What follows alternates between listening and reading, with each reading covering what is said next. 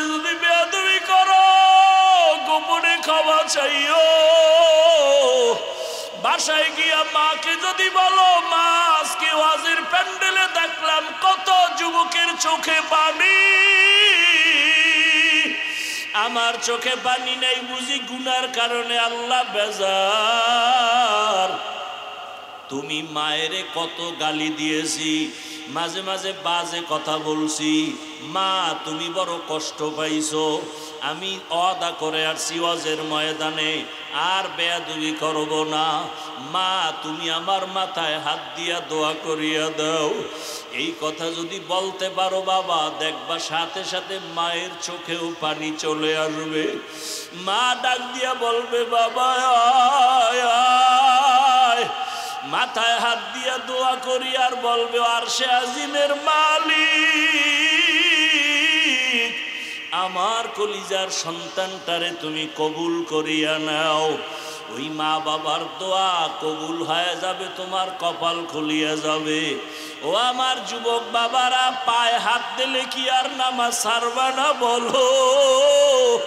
তোমাদের পাও ধরলে কি বলবা আর নামাজ ছাড়বা না? তোমাদের পায়ে হাত রাখলে কি বলবা আর দাড়ি কাটবা না? বিদেশ থেকে টাকার বস্তা নিয়ে আসছে, গাড়ির মধ্যে সন্তান, গাড়ির মধ্যে স্ত্রী, বাড়ি পর্যন্ত মাওলায় নেয় নাই। পানির মধ্যে পড়িয়া গাড়িও শেষ, স্ত্রীও মারা গেল, নিজের হাতে সন্তান মারা গেল। ওই বেচারা চোখের পানি ছেড়ে কান্দে, তোমরা সবাই মিডিয়ায় দেখছো যে আমি জীবনটা কাটাইলাম। কত মানুষ বিয়া করিয়া বউ নিয়ে সংসার কাটায়, খাইয়া না খাইয়া বাড়ি থাকে, আর আমি টাকার জন্য বিদেশ গেলাম। কত বুক ভরা আনন্দ নিয়া টাকা স্বর্ণ অলঙ্কার নিয়ে আসছি বাড়িতে, কিছুদিন সন্তান নিয়ে আনন্দ করব, আবার কপাল বুঝি খারাপ, আজকে আবার স্ত্রীও হারাইলাম, সন্তানও হারাইলাম। ও আবার যুবক বাবারা, আজকে তুমি এখানে বসে আছো, আগামীকালকে তুমি অসুস্থ হয়ে রোগী হয়ে যাইবা। আমার মাওলার কাছে কি জবাব দিবারে বাবা? কালকে তুমি কবরের লাশ হয়ে যাইতে পারো, বলা যায় না। ওরে বাবা, কালকে এখন গিয়া তুমি ঘুমাও না, সকালবেলা যদি বিছানায় গিয়া ঘুমাও, আল্লাহ না করুন যদি ঘুমের মধ্যে কত যুবকের মরণ হয়। মা যদি তোমারে ঘুম থেকে ডাক দিয়া দেখে তুমি আর ঘুম থেকে সজাগ হও না, মা একটা চিৎকার মারিয়া বলবে তোরা কোথায়, আয় আয়, আমার বাবা দুনিয়াতে আর জিন্দা নাই, আমার কি আম্মু বলিয়া ডাকবে। আমার বাবা এই দুনিয়া থেকে বিদায় হয়ে গেল। ওরে বাবায় দৌড়াইয়া যাবি ব্যবসা, আমার বাবায় দুনিয়া থেকে বিদায় হয়েছে, আপনি জানাজা না পড়াইয়া যাবেন না। ওরে তোমার বাবায় ডাকবে আর বলবে কে আছো, বাজারে যাইয়া কাফনের কাপড় কিনিয়া লইয়া আসো। তোমার বাবায় কাঁদবে আর বলবে একদল যাও কবর খনন করো, আর এক দলকে বলবে যাও গরম পানি করো, চিরবিদায়ের গোসল করানোর খাট সাজাও। ওরে বাবা, তোমার গায়ের গেঞ্জিটা বেলেট দিয়া কেটে কেটে সবাই রাখবে। তোমার আমার আপন বন্ধুটা মোবাইল থেকে নাম্বার ডিলিট করে ফেলবে। ওরে গোসল করাইয়া সাদা কাপড়ের প্যাকেট বানাইয়া যখন জানাজার ময়দানে নিবে, মসজিদের খাটে তোমাকে আমাকে উঠাইয়া যখন লাশটা নিয়ে মসজিদের দিকে যায়, জানালা দিয়া মা ডাকবে আর বলবে আমার বাবারে কই দাও, আমার বাবার চেহারাটা শেষবারের মতো একটু দেখাইয়া দাও, আমারে কে মা বলিয়া ডাকবে। ও যুবক বাবা, চোখের সামনে কত লাশ, পানির নিচে যুবকের লাশ, গাড়ির নিচে যুবকের লাশ, ঘুমের বিছানায় যুবকের লাশ। ওই মরণের কথা স্মরণ করিয়া তওবা করো। স্কুলে পড়ো, কলেজে পড়ো, চাকরি করো, ব্যবসা করো। তোমার মতো কত যুবক ব্যবসা করে নামাজ ছাড়ে না, বলো বাবা তুমি কেন পারো না? তোমার মতো কত যুবক স্কুল কলেজে পড়ে নামাজ ছাড়ে না, বলো তুমি কেন পারো না? তোমার মতো কত যুবক দেখো র্যাব, আর্মি, পুলিশ, বিডিআরের চাকরি করে, নামাজ পড়ে, তুমি কেন পারো না? তোমার মতো কত যুবক রাস্তায় গাড়ি চালায়, নামাজ ছাড়ে না, বলো তুমি কেন পারো না? তোমার মতো কত যুবক সন্তান দেখো নদীর মধ্যে মাছ ধরে, নামাজ পড়ে, ময়দানে কৃষি কাজ করে, নামাজ পড়ে, তুমি কেন পারো না রে বাবা? তোমার মতো যুবক দেখো চাকরি করে, ব্যবসা করে, নামাজের সময় মসজিদে যায়, তুমি কেন পারবা না রে বাবা? কয়দিন আর বাঁচবা? হায়াতের গ্যারান্টি কত? ও পর্দার আড়ালের মা বোনেরা, আপনার মতো কত মা কত বোন এখনো আছে নামাজ পড়ে, স্বামীর মাল হেফাজত করে, মোবাইলে সময় নষ্ট করে না, বেপরদায় চলে না। আম্মা জানের আপনারা কেন পারেন না? এখনো কি তৈরি হবেন না? মরণের আগে এখনো সময় আছে, তওবা করেন। আমার আল্লাহকে ডাইকা মনে মনে বলেন, হে আল্লাহ, জীবনে তো কত বেপরদায় আড্ডা দিলাম, মনে চাইছে দাড়ি রাখবো না, রাখি নাই, মনে বলছে বেপরদায় চলবো, চলেছি, মনে চাইছে দাড়ি রাখবো না, রাখি নাই, নামাজ পড়বো না, পড়ি নাই, মনে চাইছে পার্কে যাব, দৌড়ায় গেলাম, কত গুনাহ করে করে সারা রাত মোবাইলে কাটাইলাম। এখনো কি তওবার নিয়ত অন্তরে আসবে না রে যুবক? আল্লাহ যদি ওমরের মতো কপাল রাখে আর ওই নিয়ত নিয়ে বসো, মনে মনে আমার আল্লাহকে ডাক দাও, ও দয়ার মাওলা, মনে হয় এই মজলিসে আমার মতো গুনাহগার কেউ নাই, আমার গুনার কারণে চোখে পানি আসে না, দিলটা পাথরের মতো শক্ত হয়ে গেছে। তোমার ডানে বামে তাকায়া দেখো কত যুবকের চোখে পানি, তোমার চোখে কেন পানি নাই? গুনার কারণে আমার আল্লাহ বেজার। তোমার উপরে কার জানি বরদোয়া লেগে গেছে। একটু আগে বলেছিলাম বাবা, ডাক্তার হও, ইঞ্জিনিয়ার হও, প্রফেসর হও, এমপি, মন্ত্রী, ওসি, ডিসি, এসপি হও, বেয়াদব হইও না। এর ব্যাখ্যা হলো 3 জায়গায় বেয়াদবি করবা না। প্রথম জায়গা মা বাবা, দ্বিতীয় জায়গা তোমার শিক্ষক, 3 নাম্বার জায়গা তোমার উলামায়ে কেরাম। মা বাবার সাথে যদি বেয়াদবি করো আর মা বাবার অন্তরে কষ্ট যায়, আল্লাহর কসম মরার আগেই তোর জীবনটা পঙ্গু হয়ে যাবে। শিক্ষকের যদি কষ্ট দিয়া বরদোয়া নাও, তোর লেখাপড়ার জীবনটা ধ্বংস হয়ে যাবে। উলামায়ে কেরামের সাথে বেয়াদবি করে যদি বরদোয়া নিয়ে যাও, তোর চরিত্র জীবনে ভালো আর আশা করা যায় না। এখনো সময় আছে, আল্লাহকে বলতে থাকো, আল্লাহ মা বাবার সাথে বেয়াদবি করব না, শিক্ষকের সাথে বেয়াদবি করব না, উলামায়ে কেরামের দোয়া পরামর্শ নিয়া নবীজির আদর্শ মতো জীবন চালাবো। ও আল্লাহর বান্দারা, জানি না এই ময়দানে কত যুবক মায়ের সাথে খারাপ আচরণ করছো, মা গোপনে কান্না করেছে। ওরে যতই চালাকি করো, আমার নবীর আদর্শ ছাড়া নাজাতের পথ নাই। যতই চালাকি করো, আমার আল্লাহকে বেজার করলে নাজাতের পথ নাই। আল্লাহর আদালতে দাঁড়াইয়া হিসাব দেওয়ার ভয় নিয়া চোখের পানি ছেড়ে তওবা করো। মরিয়া গেল আর নামাজ ছাড়বা না, বেপরদায় চলবা না, মা বাবার সাথে বেয়াদবি করবা না, উলামায়ে কেরাম শিক্ষকের দোয়া নিয়ে নবীর তরিকা মেনে চলবা। ও পর্দার আড়ালের মা বোনেরা, আল্লাহর কাছে খাঁটি অন্তরে তওবা করেন, আর নামাজ ছাড়বেন না, বেপরদায় চলবেন না, স্বামীর মাল খেয়ানত করবেন না, সন্তানটাকে আদর্শ সন্তান বানাবেন।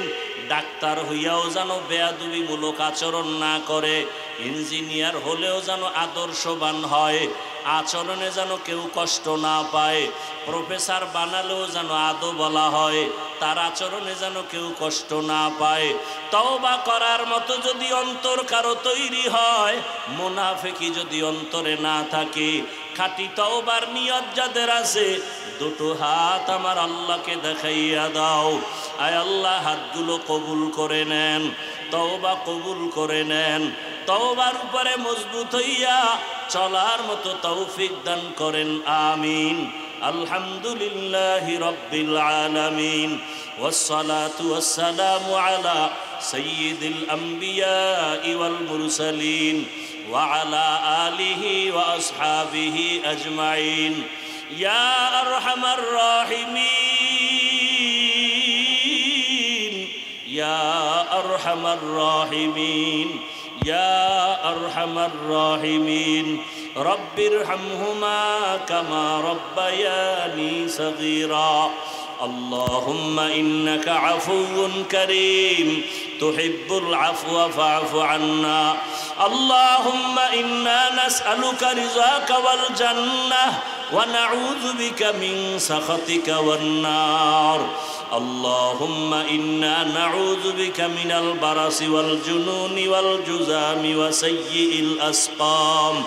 اللهم ارحمني بترك المعاصي، اللهم ارحمني بترك المعاصي، اللهم ارحمني بترك المعاصي. اللهم إنا نسألك علما نافعا ورزقا واسعا وشفاء من كل داء. ও দয়ার মালিক, এই ময়দানে কুদরতের নজর দিয়া দেখেন ওলামায়ে কেরাম, মুরব্বী, হাজী সাহেব, ব্যবসায়ী, চাকরিজীবী, যুবক, ছাত্র বাবারা, পর্দার আড়ালের মা বোনেরা, আপনার দরওয়াজায় হাজির হয়েছি, তওবার নিয়ত করেছি। গুনার কারণে জীবনটা বড় নাপাক, তওবা করেছি আর গুনাহ করব না রে আল্লাহ। মা বাবার সাথে বেয়াদবি করব না, শিক্ষক ওলামায়ে কেরামের দোয়া নিয়ে নবীর আদর্শ মেনে চলবো। আয় আল্লাহ, নামাজ ছাড়বো না, দাড়ি কাটবো না, বেপরদায় চলবো না। মেহেরবানি করে আমাদের তওবা কবুল করে নেন, আমাদের গুনাহগুলো মাফ করে দেন। আয় আল্লাহ, এ মাহফিল কবুল করে নেন, মা বোনদের আবেদা পর্দাওয়ালা বানায় দেন, সন্তানগুলো নেককার বানায় দেন। আমার কলিজার যুবকদের 5 ওয়াক্ত নামাজি, কোরআন পড়নেওয়ালা বানায় দেন, দিনের খাদেম বানায় দেন। মোবাইলের গুনাহ থেকে হেফাজত করেন আল্লাহ। সারা বড় কঠিন হালাত দেখেন না, এখন সবাই কয় আরে বাংলাদেশের ইতিহাসে একটা সুযোগ আইছে, এই সুযোগে যদি আল্লাহ আল্লাহ করে একটু ভালো রাস্তা খুলে দেয়। কিন্তু কোটি কোটি কোটি টাকা বরাদ্দ করে ব্যয় করা হচ্ছে বাংলাদেশের আলেম যেন এক জায়গায় আসতে না পারে। কোটি কোটি টাকা ব্যয় করা হচ্ছে আলেমকে আলাদা রাখার জন্য, কোটি কোটি টাকা ব্যয় করা হচ্ছে। আমি সেদিন এক মাহফিলে বলেছি, যাদের নিয়ে টেনশন করেছিলাম যে এরা এক হবে কিনা, আলহামদুলিল্লাহ আজকে তারা এক জায়গায়। আর যাদের নিয়ে কোনো টেনশন করি নাই তাদের নিয়ে এখন টেনশন বেড়ে গেছে, এখন দোয়াও বাড়ায় দিতে হইতেছে। এরপরও কাম হয় কিনা আল্লাহই ভালো জানে। বাংলাদেশ মুসলমানের দেশ, মাদ্রাসার অভাব নাই, আলেমের অভাব নাই, মসজিদের অভাব নাই, তাবলীগের অভাব নাই, পীর মুরিদির অভাব নাই। এরপরও এত ঝামেলা কেন? একমাত্র কারণ আমাদের উলামায়ে কেরামের অনৈক্য।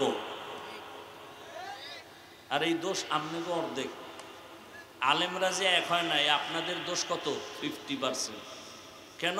যারা আমার ভক্ত এরা আমারে ফেসবুকে লিখতে লিখতে একেবারে আরশে আজিমে উলায়, আর আমার লাইনের বাইরে যারা এগো সিজ্জিনের তলে নিয়ে যায়।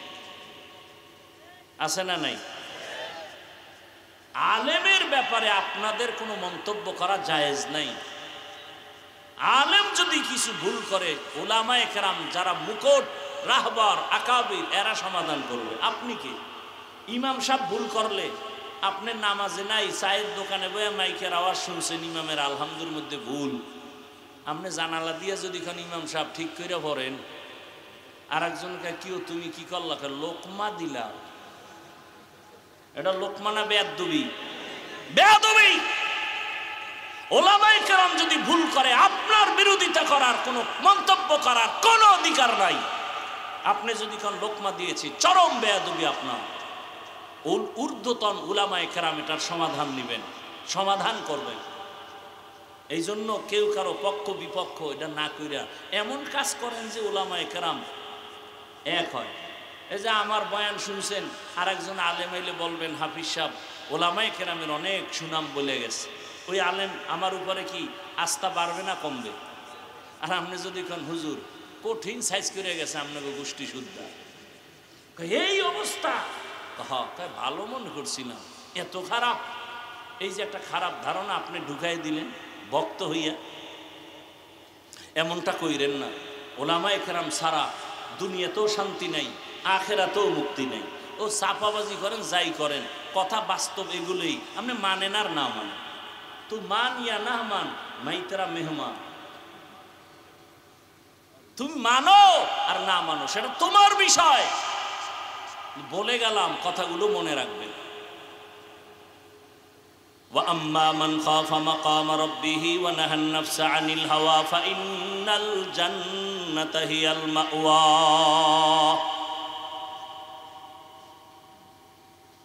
আখিরাতের ময়দানে আল্লাহর আদালতে দাঁড়াইয়া অন্তরে ভয় ঢুকাইয়া গুনাহ ছাড়ো।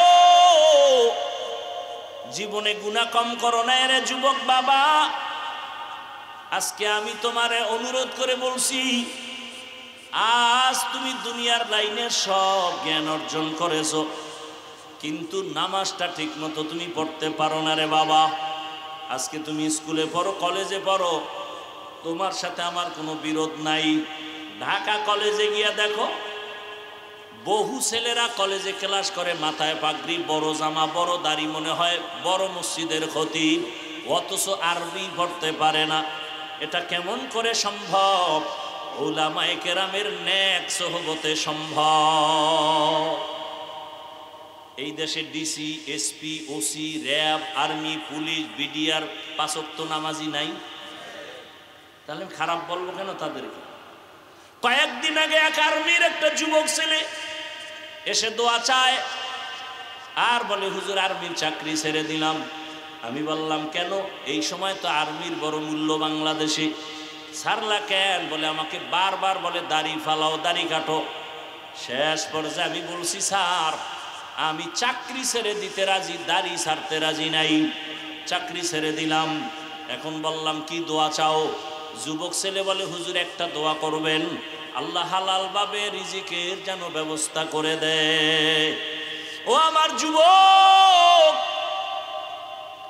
যতই বাহাদুরি করো চোখের সামনে, তোমাদের এই নোয়াখালীর ঘটনা ভুলিয়া গেছো।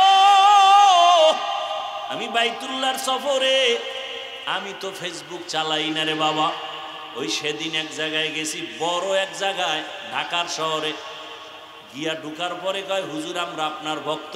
ভালো, দেখা হয় না, দূরের থেকে শুনছি। এখন ওই এক জায়গায় বসি চুপচাপ, কারণ এই লোক আর আমি আর কেউ নেই।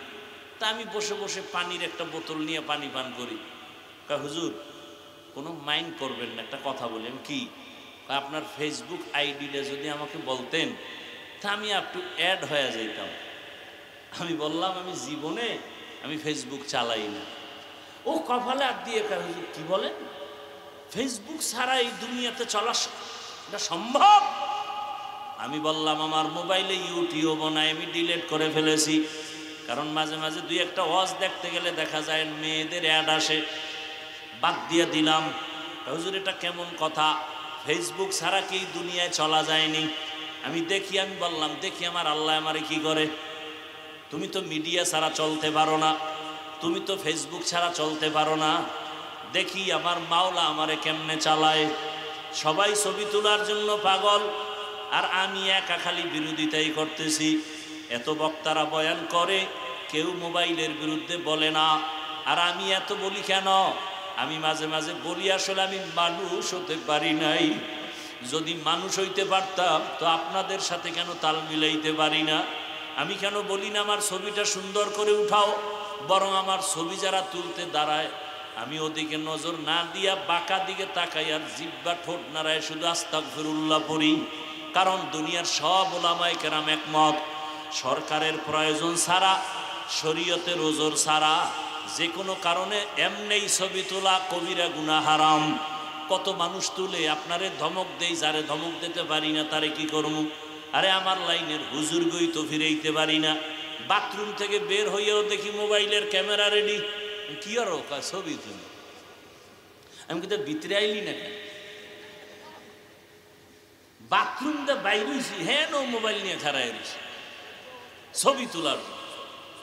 আল্লাহ আমাকে হেদায়াত দান করেন। আসলে আমি মানুষ হইতে পারি নাই। এই বক্তা হওয়া অনেক সহজ, পীর হওয়া সহজ, ডাক্তার হওয়া সহজ, ইঞ্জিনিয়ার হওয়া সহজ, মুফতি মুহাদ্দিস হওয়া সহজ, মানুষ হওয়া বড় কঠিন। আসলে মানুষ হতে পারি নাই। আরে আপনারা জানেন আমি কত বড় হুজুর, কত ভালো বক্তা, অথচ আমি চোখ দুইটা বন্ধ করে দেখি আমার জবান আমার গুনার কারণে নাপাক। আমার জবানে কত গীবত, কত মিথ্যা, কত গালি। আমার হাত গুনার কারণে নাপাক। আমার আচরণে আমার স্ত্রী কষ্টে আছে, আমার আচরণ সন্তান সন্তুষ্ট না, আমার আচরণে আমার ভাই সন্তুষ্ট না, আমার ব্যবহারে আমার মা সন্তুষ্ট না, আমার ব্যবহারে আমার বাবা সন্তুষ্ট না, আমার ব্যবহারে আমার মুসল্লি সন্তুষ্ট না, আমার ব্যবহারে আমার ছাত্ররা সন্তুষ্ট না। তাহলে আমি আসলে মানুষই হতে পারি নাই। আমি বড় কঠিন হালাতে পড়ে আছি। ও আমার যুবক বাবা, একটু আগেও বলছিলাম কিছু কিছু যুবকের চেহারা দেখলে, ব্যবহার দেখলে মনে চায় আবার রুমাল দিয়া পাও দুইটা মুছাইয়া দেই। সালাম দিয়া কথা বলে, নজরটা উঁচু করে না, নত হয়ে কথা বলে, এতটা নরম মনে হয় ও আমার থেকে অনেক দামি হয়ে গেছে। কারণ ওর মধ্যে আল্লাহর ভয়, আল্লাহর আদালতে দাঁড়ানোর ভয়। এলাকায় একজন বড় আল্লাহওয়ালা আসছেন, হঠাৎ এলাকার মানুষ, ওই যে আগে জৈনপুরের হুজুরের আসতো, আর আপনাদের পার্শ্বের নোয়াখালী মুন্সি বলতো, আমার আব্বা দাদায় বলতো, আরে আমরা দিন পাইছি কিছু কিছু, কোরআন শিখছি, আউজুবিল্লাহ শিখছি নোয়াখালী মুন্সির কাছে। সারা দেশে ঘুরা ঘুরা নোয়াখালী মুন্সিরা যাইতো। এই যে লাকসাম, লাঙ্গলকোট, পুরা এই অঞ্চলটা নোয়াখালী, কেমন যেন দেশের বাঘা বাঘা ওলামায়ে কেরামের খনি। এরে আল্লাহর বান্দারা, আমরা তাদের মোহাব্বত, এরে নবীর উম্মতের দল, এদের মাধ্যমে দিন শিখলাম। এই কয়েকদিন আগে দেখো নাই, আল্লাহ হেদায়াত দান করুন।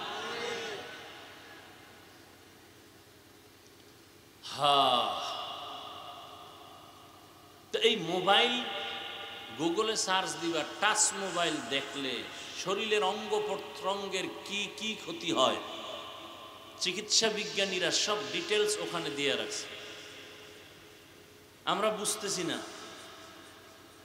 কিডনি দুর্বল, হার্ট দুর্বল, ব্রেন দুর্বল, লেখাপড়া তো ধ্বংস। এই মোবাইলের কারণে সন্তান মায়ের সাথে বেয়াদবি, বাবার সাথে বেয়াদবি, ছাত্র শিক্ষকের সাথে বেয়াদবি, পেছনে এই কাজ করে মোবাইল। স্বামী স্ত্রীর মাঝে ঝগড়ার প্রাচীর এই মোবাইল। এজন্য বেশি বেশি আমি দোয়া করি, আপনারা করবেন কিনা জানার দরকার নাই, বলে গেলাম। আল্লাহ মোবাইলের গুনাহ থেকে আমাদেরকে হেফাজত করেন।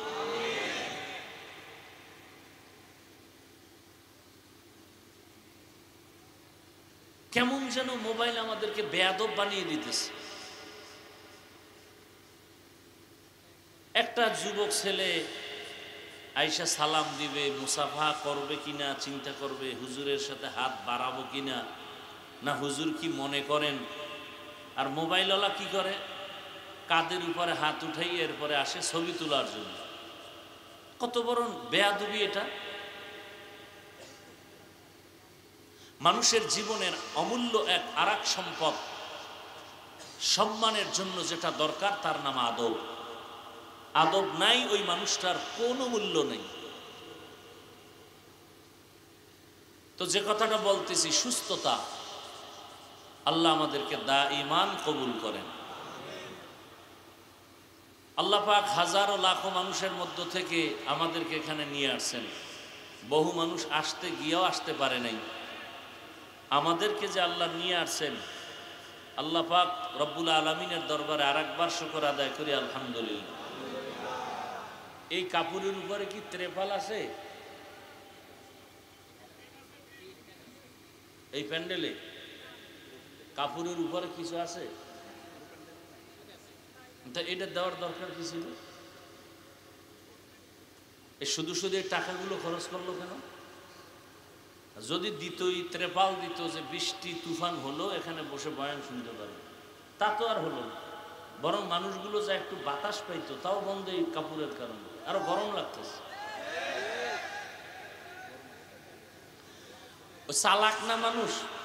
কমিটির মধ্যে যদি 10 জন কয় যে না হইলে ভালো, একজনে তেরা আছে, 2-1 তেরা থাকবেই।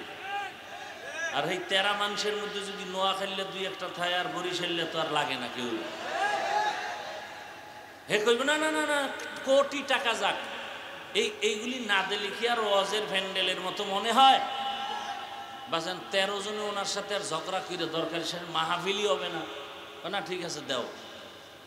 এবার ওই যে গ্রামে একটা কথা আছে না, ওইটা আর কইলাম না, আল্লাহ হেফাজত করেন। আমগো এখন মরণ গরমে, আপনাদেরও কষ্ট আমাদেরও কষ্ট।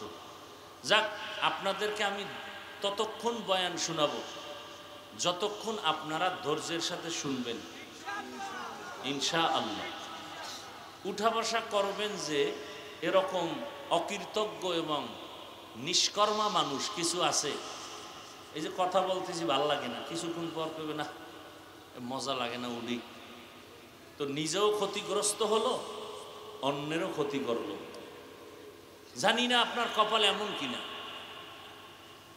আসলে বিষয়টা কি জানেন, এখানে আসতে কপাল লাগে, এখানে বসতেও কি লাগে, কপাল লাগে। দেখেন না, রহমতের নবী যাকে এক নজর দেখলে জাহান্নামের আগুন হারাম, রহমতের নবী যাকে এক নজর দেখলে পেটের ক্ষুধা থাকে না, সেই রসুলকে এক নজর না 13 বছর দেখলো, বয়ান শুনলো, কালেমা পড়ে নাই। বলেন তো এত বড় তাজা বেঈমানের নাম কি?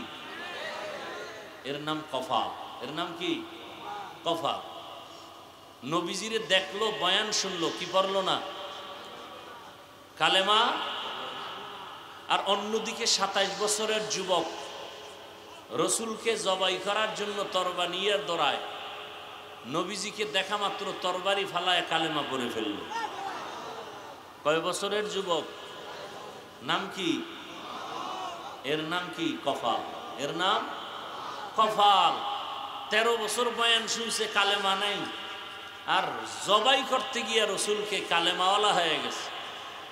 বাড়ির থেকে অনেকে মাহিনী মাদ্রাসার নাম করা ওয়াজ হবে বাৎসরিক আসছে ঠিক, কপাল খারাপ, প্যান্ডেলে ঢুকতে পারে নাই।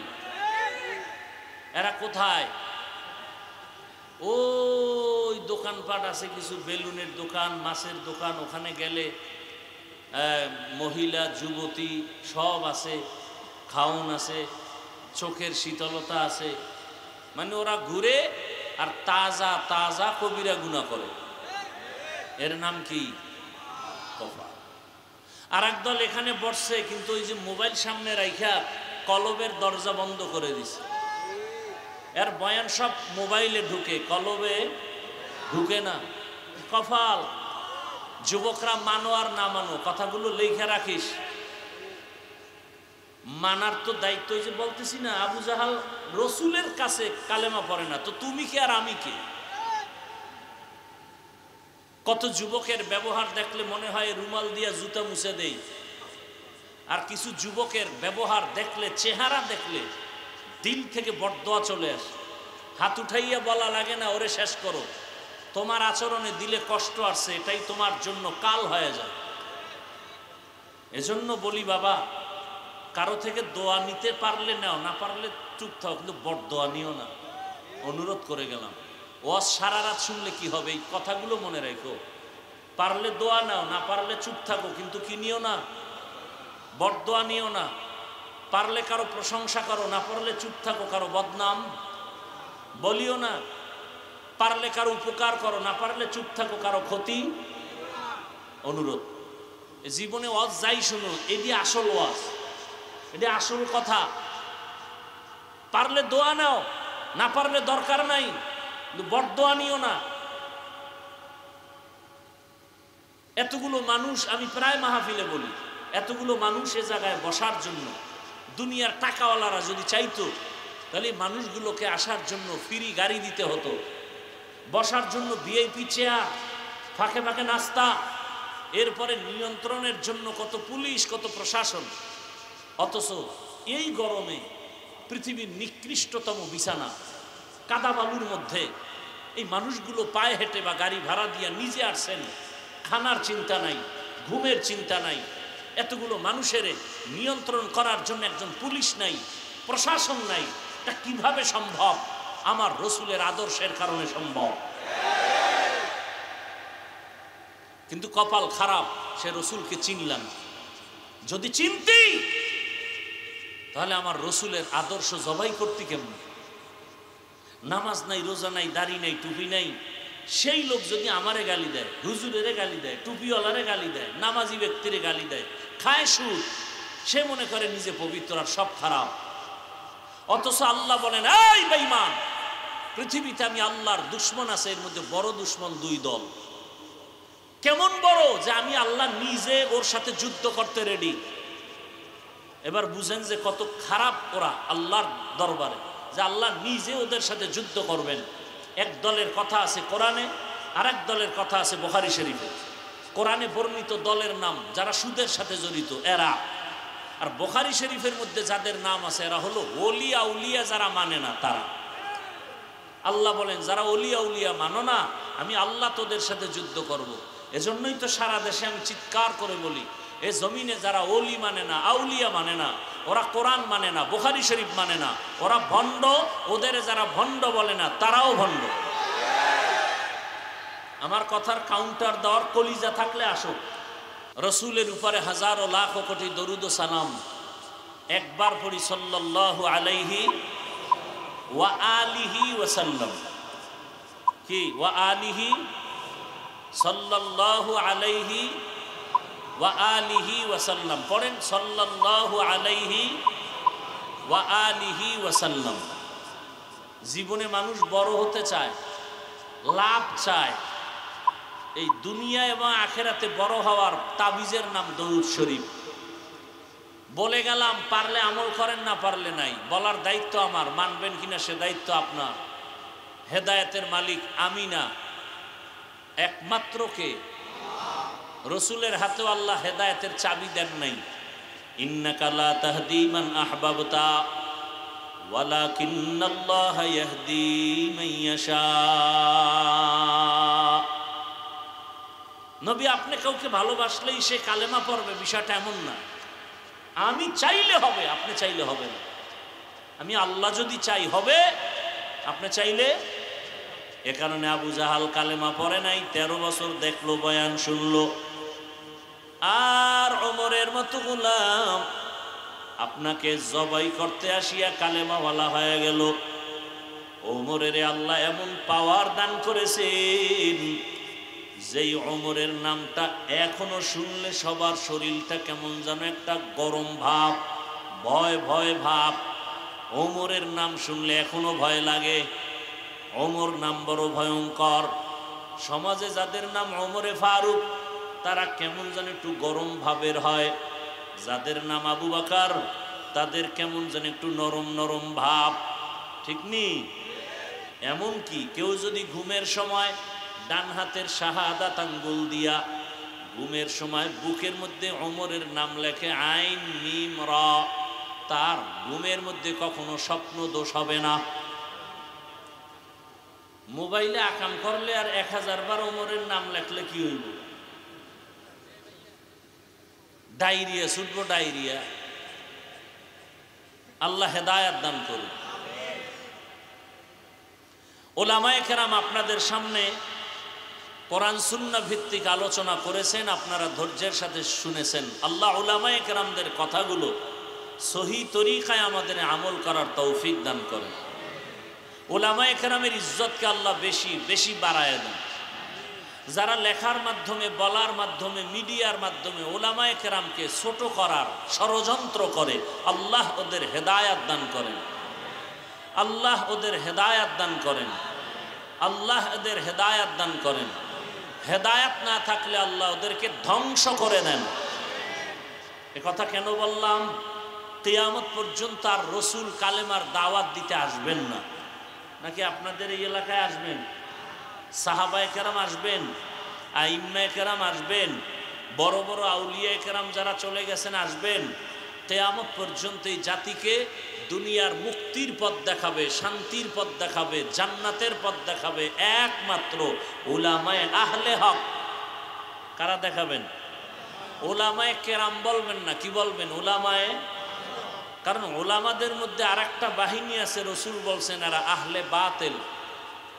এরা কি? আহলে বাতিল। ব্যবহার করবে আলেম, সার্টিফিকেট দেখাবে, কিন্তু বাতিল। খুব কঠিন হালাত। এজন্য আবু হুরায়রা রাদিয়াল্লাহু তাআলা আনহু থেকে একটি সহিহ হাদিস, কিয়ামতের দিন সবার আগে 3 ব্যক্তি জাহান্নামে যাবে। সবার আগে কয়জন? এর মধ্যে একজন আলেম, আর একজন শহীদ গলা কাটা, আর একজন টাকা পয়সা দান করনেওয়ালা দানবী। কোন শহীদ, কোন আলেম, কোন দানবী? ব্যাখ্যা সাপেক্ষ। আল্লাহ আমাদের বুঝার, আমল করার তৌফিক দান করুন। এজন্য দোয়া করলাম আল্লাহ উলামায়ে কেরামের ইজ্জতকে বাড়ায় দেন। বর্তমান দুনিয়াতে উলামায়ে কেরামকে কুলুষিত করার এক আন্তর্জাতিক ষড়যন্ত্র চলতেছে। কেন? আমি হাফিজুর রহমানকে যদি আপনার অন্তরে ঘৃণা লাগে, তখন আপনি আর আমার বয়ান শুনবেন না, আমার পেছনে আপনি নামাজ আদায় করবেন না। এইভাবে যদি আলেমদের প্রতি ঘৃণা এসে যায়, তাহলে ইসলাম বন্ধ করো, বয়ান বন্ধ করো বলতে হবে না। মানুষ ঘৃণার কারণে আসবে না, বয়ানও চলবে না। এজন্য আলেমদের প্রতি ঘৃণা জমানোর জন্য একটা চক্রান্ত চলতেছে। এই দোষ, সেই দোষ। এই যে দেখেন না, ওয়াজের প্যান্ডেলে অনেক নেতারা বক্তব্য দেয়, এই বলে কি হুজুরের ওয়াজ শুনলে হবে না, আমল করতে হবে। তখন আপনারা যদি আবার দাঁড়ায় বলতেন, স্যার আপনি যে হুজুরের বয়ান আমল করতে বললেন, আপনার দাড়ি কই? আপনি আজকে ফজর পড়ছেননি? চরম শিক্ষা পাওয়া যেত যে না, আগে আমার আমল করা লাগবে। যাক, আপনারা বলেন না, ভালো কথা। হেদায়েতের মালিক বলতেছি তো আল্লাহ, কাউকে হেদায়েত না দিলে আর কি করা? মসজিদের মধ্যে দাঁড়ায় ভোট চাইতে পারবো, ইমাম সাহেব রাজনীতি করলেই চাকরি নরবর। হ্যাঁ, মসজিদে কোনো রাজনীতি চলবে না। তা মসজিদে ভোট চায় কেন? নাকি আপনাদের এদিকে নাই? ওয়াজের স্টেজে বয়ান চলবে, কবর হাসর মিজান পুলসিরাতের রাজনীতি চলবে না। রাজনীতির নেতাদের নাম থাকে কেন? বক্তব্য হয় কেন? আর উলামায়ে কেরাম যদি রাজনীতি করে, পৃথিবীর শ্রেষ্ঠ পবিত্র রাজনীতি তারা করবেন, বাকিরা করে নোংরা নাপাক রাজনীতি। লালমাই বলে আসছি, ভালো করে শিখে রাখো, কথাগুলো রেখে রাখো। আর যুবকদের কাছে আমার একটা দাবি, ভালোবাসার দাবি। একটা পেস্টুন বানাইতে কয় টাকা লাগে? 3 ফিট বাই 2 ফিটের একটা পেস্টুন বানাইতে কয় টাকা লাগে? 200-250। আমার অনুরোধ, আজকে কয়েকটা কথা বলে যাব, এগুলো এই পেস্টুন বানায় বানায় বাজারের মোড়ে মোড়ে লাগাও। 1 নাম্বার, পৃথিবীতে রাজনীতি মানি ইসলামের রাজনীতি। ইসলাম ছাড়া রাজনীতি মানি দুর্নীতি। আসতে বলো কেন? আমি যদি মিথ্যা বলি, অযৌক্তিক বলি, দ্বারা সূর্যের সাথে আলো যেমন এভাবে লাগানো, সূর্য থেকে আলাদা যেমন আলো করা যায় না, ইসলামের সাথে রাজনীতি এভাবে লাগানো। সূর্য থেকে আলো ভিন্ন হয়ে গেলে যেমন সূর্য থাকে না, রাজনীতির থেকে ইসলাম আলাদা হয়ে গেলে রাজনীতি থাকে না, দুর্নীতি হয়ে যায়। ফুলের সাথে ঘ্রাণটা যেমন লাগানো, ফুলের সাথে ইসলাম রাজনীতি একসাথে লাগানো। ফুলের ঘ্রাণ না থাকলে যেমন ফুল মূল্যহীন, রাজনীতির মাঝে কোরআন হাদিস না থাকলে রাজনীতি মূল্যহীন। আল্লাহর কসম করে বলছি, কিয়ামতের আগ মুহূর্ত পর্যন্ত ইসলামের রাজনীতি ছাড়া এই জমিনে কোনোদিন কেউ শান্তি দিতে পারবে না, পারবে না, পারবে না, সম্ভব না। এজন্য সবাই ইসলাম চায় কিন্তু ক্ষমতায় চায় না। কয় ভাই আপনার দাওয়াত, আলহামদুলিল্লাহ। কয় আপনার বাড়ি, কয় নাউজুবিল্লাহ। ইসলাম শান্তির ধর্ম সবাই কয়, মানে না কেন? কয় ইসলাম মানলে দুর্নীতি চলবে না, চাঁদাবাজি চলবে না, ধান্দাবাজি চলবে না। আর ঘরের মহিলারা কি কয় জানেন? কয় হুজুর গো, যত টাকা পয়সা সম্মান সব দিব, ভোট দেওয়া যাবে না, কারণ এরা আইলে আমাকে আত্মুজা পরাইব, পাও মুজা লাগাই দিব না, এরকম আটকা থাকা যাবে না। ইসলাম দ্বারে আগুন বানায় দিস। অথচ পৃথিবীতে একমাত্র সহজ ধর্ম, সহজ নীতি ইসলাম। শান্তি ইসলাম ছাড়া কোথাও নাই। এটা ব্যানারে লিখবা, পেস্টুনে লিখবা। ইসলাম রাজনীতি সূর্যের আলোর মতো লাগানো। আলোহীন সূর্য মূল্য নাই, ঘ্রাণহীন ফুল মূল্য নাই। আল্লাহর কোরআন ইসলাম ছাড়া রাজনীতি মূল্যহীন। মানুষ শুধু মরবে ধুকে ধুকে। দেখেন না, ইসলাম নাই বিদায় আপন বাবা তার আপন মেয়েকে হোটেলে ঢুকাইয়া বলে, আজকের রাতের জন্য তুমি আমার কাছে স্ত্রীর মতো।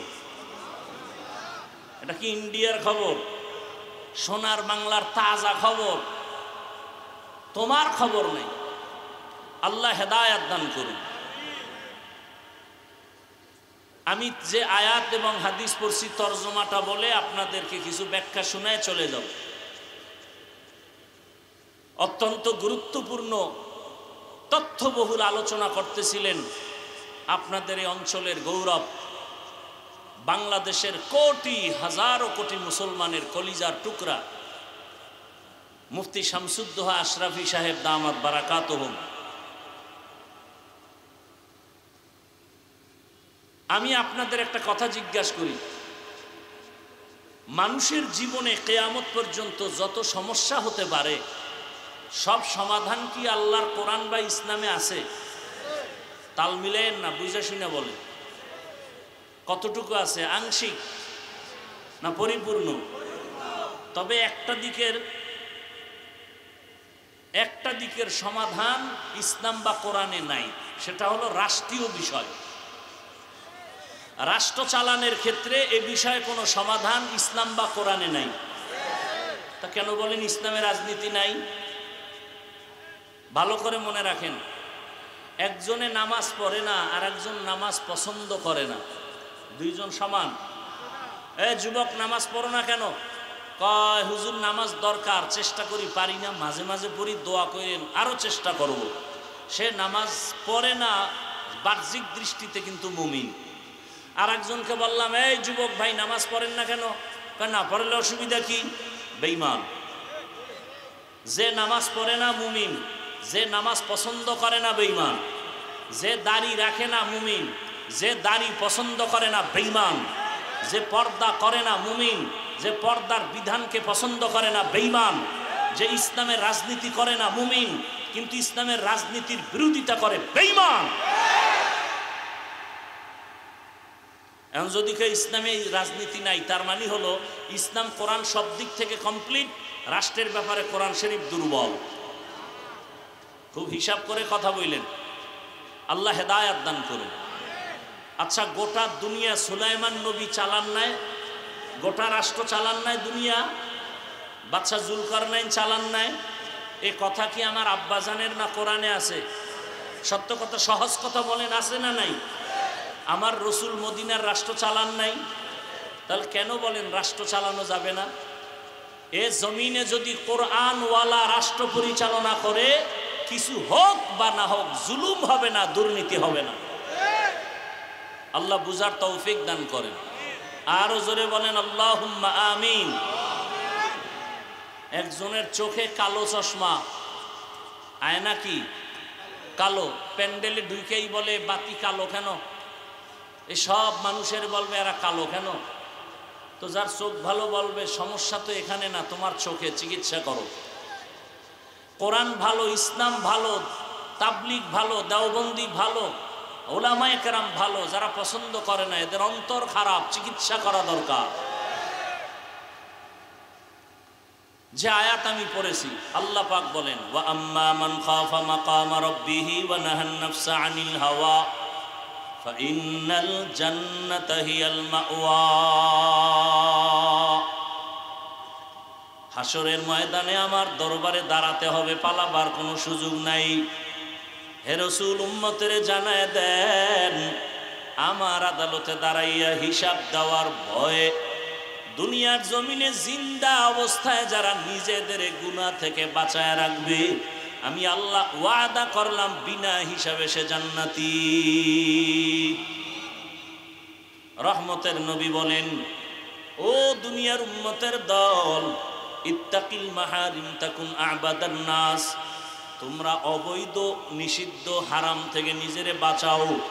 আল্লাহর মহব্বতে মানুষের কাছে তোমার মর্যাদা বেড়ে যাবে, আল্লাহ তোমার মর্যাদা বাড়ায় দিবেন। আমরা সম্মান চাই ঠিক, কিন্তু কোন পথে গেলে সম্মান থাকবে সে চিন্তা করি না। রহমতের নবী সুন্দর ইসলাম নিয়া মক্কা নগরীতে এমন সময় আসছেন যেই সময় মক্কার মানুষ ছিল চূড়ান্ত চরিত্রহীন, খারাপ। নারী আর পুরুষ উলঙ্গ হইয়া বাইতুল্লাহর মতো ঘর, এরা নারী আর পুরুষ একসাথে উলঙ্গ ভাবে তাওয়াফ করে। কত খারাপ মক্কার মানুষ। কন্যা হলেই তারা কষ্ট পায়, কন্যা সন্তান আসা মাত্র অনেক বাবা তার নিজের কন্যাকে গলা টিপে মেরে ফেলে। কত খারাপ ওই মক্কার মানুষ। রহমতের নবী আদর্শ যখন পাইল, মক্কার এই খারাপ মানুষগুলো রাসূলের আদর্শ গ্রহণ করিয়া এতটা দামি হয়ে গেছে, আল্লাহ জিব্রাইলকে পাঠায় বলে, যাও লিস্টি দিয়া দিলাম, এর মধ্যে যাদের নাম আছে রাসূল যেন ঘোষণা করে দেন এই লিস্টির মানুষগুলো বিনা হিসাবে জান্নাতি। রাসূলের আদর্শ শুরুতেই বলছিলাম, এত মানুষ এভাবে বসে আছে কেমনে সম্ভব? দুনিয়ার টাকায় সম্ভব না, বাহাদুরিতে সম্ভব না, ১৫০০ বছর আগের রাসূলের আদর্শের কারণে সম্ভব। খানারও চিন্তা নাই, ঘুমেরও চিন্তা নাই, আল্লাহর মোহাব্বতে আপনারা বসছেন। আল্লাহর কাছে দোয়া করি, আল্লাহ হেদায়েতের দৌলত আমাদের দান করেন। ওলামায়ে কেরামের বিরোধিতা করবেন। এই যুবক বাবারা, আমি কিন্তু কাউকে হুজুর বানাইতে আসি নাই, কোনো ভয় নাই যে হাফিজ ভাই আজকে বুঝি হুজুর বানানোর তওবা করবে না, আমি একবারও বলবো না। আমি এখন কোনো ওয়াজে বলি না তাবলিগে যাও, আমার ওয়াজে কখনো বলি না কওমি মাদ্রাসায় যাও, আমার মতো টুপি লাগাও, আমার মতো দাড়িওয়ালা হও, আমার মতো পীরের কাছে গিয়া মুরিদ হয়ে যাও, একবারও বলি না, আজও বলবো না। বরং আমি বলবো, রে যুবক, স্কুলে পড়ো, কলেজে পড়ো, চাকরি করো, ব্যবসা করো, ওই চাকরি ব্যবসা ছাড়িও না, স্কুল ছাড়িও না, কলেজ ছাড়িও না। ডাক্তার হও, দোয়া করে গেলাম, ইঞ্জিনিয়ার হও, প্রফেসর হও, দোয়া করে যাব আজকে ইনশাআল্লাহ, দিল থেকে বলছি কথাগুলো। ডাক্তার হও, প্রফেসর হও, ইঞ্জিনিয়ার হও, এসপি হও, ওসি হও, ডিসি হও, এমপি হও, মন্ত্রী হও, তবে একটা দাবি করে যাব শেষ বেলায়, বেয়াদব হইও না। ডাক্তার হইও, কি হইও না? ডাক্তার হইয়া যদি বেয়াদব হও তো তাসনিমার মতো জুতা খাইয়া দেশ ছাড়তে হবে। তাসনিমা নাসরিন MBBS ডাক্তার, লাঙ্গল কোটের না, মোটামুটি নামি, দামি তো নাই। নামি আর দামি ব্যবধান আছে না নাই? নামি ডাক্তার, কিন্তু আজকে কপাল এত খারাপ যে মরলে লাশটাও এদেশে আর আসার সম্ভাবনা নাই। কেমন চান কপাল! আল্লাহ হেদায়েত দান করুন। যুবক, ডাক্তার হইও, বেয়াদব হইও না। ইঞ্জিনিয়ার হও, বেয়াদব হইও না। প্রফেসর হও, বেয়াদব হইও না। এমপি মন্ত্রী হও, ওসি ডিসি এসপি হও, বেয়াদব হইও না। প্রশ্ন তোমার অন্তরে, বেয়াদব হব না কথার ব্যাখ্যা কি? সুযোগ থাকলে একটু পরে বলতেছি। আপনারা বয়ান শেষ করতে বললে বলেন, আমি মোনাজাত দিয়ে চলে যাই। আমি গিয়ে আবার সাহারি খেতে হবে।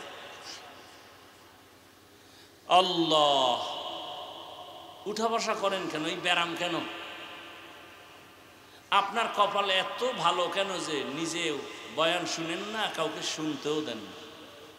আপনার জীবনটা কি এভাবেই যাবে মানুষের ক্ষতি করতে করতে? নবীজি বলেন, দুনিয়াতে ভালো মানুষকে জানো? খায়রুন নাস মান ইয়ানফাউন নাস। দুনিয়াতে সব থেকে ভালো মানুষ ওই ব্যক্তি যার দ্বারা অন্যের কোনো ক্ষতি হয় না, উপকার হয়। কি হয়? আমার হাতের দ্বারা কারো ক্ষতি হবে না, চোখের চাহনিতে ক্ষতি হবে না, জবানের কথায় কারো ক্ষতি হবে না, সে ভালো মানুষ। আপনি ভালো মানুষ কি? নিজের তো মহাপণ্ডিত ভাইবা বসে আছেন, অথচ সন্তানের সাথে কেমন আচরণ করেন, স্ত্রীর সাথে কেমন করেন, ভাই হইয়া ভাইয়ের সাথে আচরণ কেমন করেন, শিক্ষক হইয়া ছাত্রের সাথে আচরণ কেমন করেন, আমি বক্তা হয়ে শ্রোতাদের সাথে আচরণ কেমন করি, আমি ইমাম হয়ে মুসল্লিদের সাথে আচরণটা কেমন করি। মান ইয়ানফাউন নাস, হাতের দ্বারা, চোখের চাহনির দ্বারা, জবানের দ্বারা কারো ক্ষতি হবে না। আপনার ওঠা বসার ব্যারাম থাকলে ভিতরে বসলেন কেন? আপনি বাইরে বসতেন, ফাঁকে গিয়া বিড়িও টানতে পারতেন, আবার আইসা বয়ান শুনতে পারতেন। ভিতরে ঢুকে ডিস্টার্ব করেন কেন? এমন সান কপাল আপনার কেন? কার অভিশাপ লাগছে আপনার কপালে? ভালো মানুষ তো এমন কারো ক্ষতি করতে পারে না। অবশ্যই কারো অভিশাপ লাগলে ওর কপালটা পুড়ে যায়। বয়ানের শুরু থেকেই কপাল পোড়া আর ভালোর বয়ান শুরু করছে। আবু জাহিল আর ওমরের কথা বইলা জানি না এই ময়দানে কার কপাল ভালো আর কার কপাল আবু জাহালের মতো খারাপ, যে হাজারো বয়ান শুনবে মোনাজাত না দিয়ে ভাগবে। আর ওমরের কপালওয়ালারা চিন্তা করবে, জীবনে গুনাহ তো কম করি নাই, হাতের গুনাহ, চোখের গুনাহ, জবানের গুনাহ, অন্তরের গুনাহ। আমার ব্যবহারে আমার মা কষ্ট পায়, মা কষ্ট পায় আমার ব্যবহারে, আমার বাপ আমার উপরে বেজার, আমার শিক্ষক আমার উপরে বেজার, আমার আচরণ এত খারাপ যে আমার উপরে আলেমরা অখুশি, আমার উপরে গ্রামের মানুষ অখুশি, আমার বন্ধু অন্তরে কষ্ট, আমি এত খারাপ। এই চিন্তা করে বলবে, না আর খারাপ হতে চাই না, খারাপ থাকতে চাই না, এখান থেকে আজকে তওবা করে এরপরে বিদায় হব। ওমরওয়ালা কপাল। আল্লাহ সবাইকে হেদায়াত দান করুন। দুনিয়ার সব অপরাধ করবে, এতে দোষ নাই। আমি বলি কেন আমার দোষ? ওই যে মসজিদের জন্য সবাইরে দোয়া করে গেলাম, সবাই মাদ্রাসায় টাকা দিয়েন, মসজিদে টাকা দিয়েন, পরে শুনি কমিটির লোক উঠাইয়া খাইয়া টাকা পয়সা তুষ বানায় ফেলাইছে। এলাকার মানুষ গরম, কমিটির এই মাদ্রাসার দোষ নাই, হুজুরগো দোষ নাই, মসজিদের কমিটিরও দোষ নাই। দোয়া করছে কে? আরে ধর মামলা কর। বাস, হুজুরের দোষ, দোয়া করলো কেন? দোয়া করলেও বিপদ, কঠিন বিপদ। আল্লাহ হেদায়াত দান করুন। দেখেন না, মসজিদে গিয়া ইমাম সাহেব কয় আব্বার জন্য একটু টাটকা দোয়া দিয়েন। তো ইমাম সাহেব জুমার নামাজের পরে দোয়া করতে গিয়া হের বাবার নামের সাথে আরো 4 জনের নাম কইছে। এর মেজাজ মোনাজাতের ভিতরেই খারাপ হয়ে গেছে, যে দোয়া পাইবে আল্লাহ, আমার আব্বা এককভাবে 4 ভাগ করে লাইল। মনে মনে একটা আশা ছিল 1000 টাকা হাদিয়া দিবে, হাদিয়াও ভাগ করে লাইছে রাগে। মোনাজাতটা শেষ হওয়ার পরে মনে তো আর খুশি নাই, বাবার দোয়া ভাগ হয়ে গেছে 4 দিকে। 200 টাকা, 1000 টাকা না দিয়ে 200 দিয়ে ইমাম সাহেবের এভাবে দিয়া কয়, নেন হুজুর। এরমই কইরেন। এরম কিছু মূর্খ সমাজে আছে না নাই? আবার একজনের মাথা গরম, কি ও কয় হুজুরের দোয়া করছে ভালো, মাশাআল্লাহ, আমার আব্বার নাম যে কইল না, এখন আল্লাহ যদি ভুলে অন্যদিকে দোয়াটা ফাটায় দেয়। এরম মূর্খ সমাজে আছে না নাই? দেখেন না, জানাজান নামাজে দাঁড়াইলে হুজুর বাংলা নিয়ত কন, আছে না নাই? রসুল কি বাংলা নিয়ত শিখাই গেছে? তার নেই ফাইজলামি চালাকি কই পাইলে হুজুর বাংলা নিয়ত কন। কিসের নিয়ত?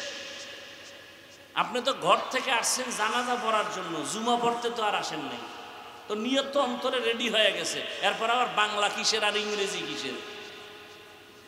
মানে আলেম ওলামাদেরকে মোটামুটি এক কথা এদেরকে রিমান্ডে রাখতে হবে। দেখেন না, এই জমিনে ওলামা একরামের মতো জাতির বন্ধু আপন কেউ নাই, বাকি সব চান্দাবাজ আর ধান্দাবাজ।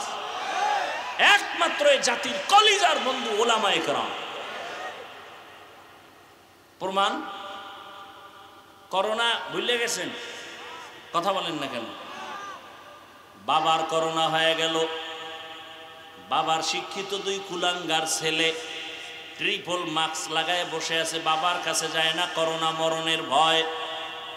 এলাকার লোকের টাকা দিয়া বলে বাবার লাশটা রাস্তায় ফেলে দাও। এলাকার লোক টাকা নিয়া রাস্তায় লাশ ফেলে দিল। কুলাঙ্গার শিক্ষিত দুই সন্তান জানালা লক করে দিল, তাকাইল না, বাবার লাশ কুকুর খেলো না, জানাজা হলো। ইতিহাস ভুলে যাইও না রে যুবক, ওই সময় আমার দেশের টুপিওয়ালা উলামায়ে কেরাম করোনার শত শত লাশ নিজেদের কাঁধে নিলেন, গোসল করালেন, কাফন পরায়া জানাজা পড়ালেন, কবরে রাখলেন। একজন হুজুরেও করোনায় মরে নাই। আর একটা তাজা দলিল দেই, আপনার তো মানবেন না জানি, তারপর আপনাদের দিয়ে স্বীকার করাই। যারা সরকারি চাকরি করে, বেসরকারি চাকরি করে, প্রতিদিন ডিউটি কত ঘন্টা? সত্য কথাটা বলতেও কষ্ট লাগে। মাসে বেতন নিম্নে কত? নিম্নে 20,000। টেবিলের নিচে আরো কত মুক্তার দানা তো আছেই, আছে না নাই? না হয় রাতারাতি কলা গাছ হয় কেমনে? 10 তলা বিল্ডিং এর মালিক হারাম টাকা দিয়া গরিবের উপরে জুলুম করে বিল্ডিং বানাইছো, এই কারণে বিল্ডিং এ ঘুমানোর কপাল নাই। হালাল টাকার বিল্ডিং কেউ দখল করতে পারে না। যেমনি তুফানে বাড়ি উঠছে, ওই তুফানে ভাঙছে। রাতারাতি আসছে, রাতারাতি নাই। ওই বিল্ডিং এর দাম কি যে বিল্ডিং থুইয়া জঙ্গলে ঘুমাতে হয়? ওই ব্যাংকে টাকা রেখে লাভ কি যে ব্যাংকের টাকা জীবনে আমিও খাইতে আর মুনা আর আমার বংশের কেউ পারবে না, এর সেই রিক্সা চালায় খাওয়া ভালো। আল্লাহ হেদায়াত দান করেন। তাহলে সরকারি বেসরকারি ডিউটি 8 ঘন্টা, বেতন 20,000, নিম্নে আরো কত কিছু। সত্য কথা বলেন, আপনাদের এলাকার মসজিদের ইমাম সাহেবের ডিউটি কয় ঘন্টা? কোন ইমাম সাহেবদের ডিউটি কয় ঘন্টা? বেতন কত? এই যে মুখে কন, একটু ভয় লাগে না? পৃথিবীতে এর থেকে জুলুম আর কি হতে পারে যে 24টা ঘন্টা ইমাম সাহেব ডিউটি করে, বেতন 5,000, তাও বাকি 6 মাস। সভাপতি কত দেয়? কয় 50, নাইলে 100। সেক্রেটারি তো সভাপতির থেকেও ধনী, সে কত দেয়? কয় সভাপতির থেকে 20 টাকা কম, নাইলে বেদবি হবে। তারপরে ইমাম সাহেবরে যে রাখে, রিমান্ডের মতো রাখে। জোহরের নামাজ ইমাম নাই, রিক্সার ড্রাইভার কয় ইমাম সাহেব গেছিলেন কই? ইমাম সাহেব কয় কে তুমি? আমার এত বড় সার্চ করলাম, আমি রিক্সা চালাই, তো এত বড় ডিমান্ড কেন তোমার? 5 টাকা বেতন দেই, সেই পাওয়া। এরকম বেয়াদব আছে না নাই? এরপরেও কিন্তু কোন আলেম কোনদিন কারো দিকে তাকায় না, বাঁকা নজরে বরদোয়া করে না, বরং কলিজা বলে দোয়া করে, হে মালিক এলাকায় শান্তি দাও, কবরওয়ালাদের জান্নাত বানাও, ব্যবসায় বরকত দাও, অসুস্থ রোগীরে সুস্থ বানাও। এরপরও যারা আলেম ওলামারে পছন্দ করে না, ওকে আমার আল্লাহও পছন্দ করে না।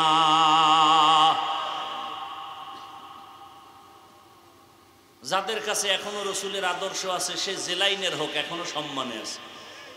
আর যার কাছে রসুলের আদর্শ নাই, ওই বান্দার সম্মানও নাই, ইমানও নাই। বুঝে ভালো, সবাই বুঝে, মানে না কেন? বিপদ, মনের মতো চলতে পারবে না। এরে নবীর আশিক, চেয়ারম্যানের চেয়ারের মেয়াদ শেষ, এমপি সাহেবের চেয়ারের মেয়াদ শেষ, কিন্তু আমরা যে চেয়ারে বসছি কোরআনের বরকতে, রসুলের আদর্শের বরকতে, এই চেয়ারের মেয়াদই নাই, আবার শেষ কিসের? আছে কোনো টেনশন? আমাগো করোনা গেছে, কোনো টেনশন নাই। ডেঙ্গু চলছে, কোনো টেনশন নাই। আওয়ামী লীগ নাই, টেনশন নাই, বিএমপি নাই, কোনো টেনশন নাই, টাকা নাই, কোনো টেনশন নাই, আমার ইমামতি থাক না থাক টেনশন নাই, উম্মতে যেন বিপদে না থাকে সেই চিন্তায় আলেম দিশেহারা। নিজের বাড়ি ঘর মেয়ে ছেলের চিন্তা করে না, উম্মতের চিন্তা করে করে মানুষের পেছনে আলেম ওলামারা দৌড়ায়। আল্লাহর জাতের কসম, ওলামায়ে কেরাম এই জাতিকে যা দিছে দুনিয়াতে কেউ দিতে পারে নাই।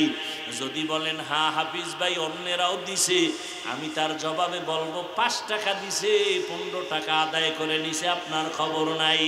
স্বার্থ ছাড়া কেউ নাই, নিঃস্বার্থ জাতির কলিজার বন্ধু শুধু ওলামায়ে কেরাম। আল্লাহ বুঝার তৌফিক দান করেন। এত ঠিক ঠিক কইতেছে, সব ঠিক, কিন্তু ভোটের আগের রাত্রে টাকার বস্তা খাইয়া টাইট হয়ে যাবে।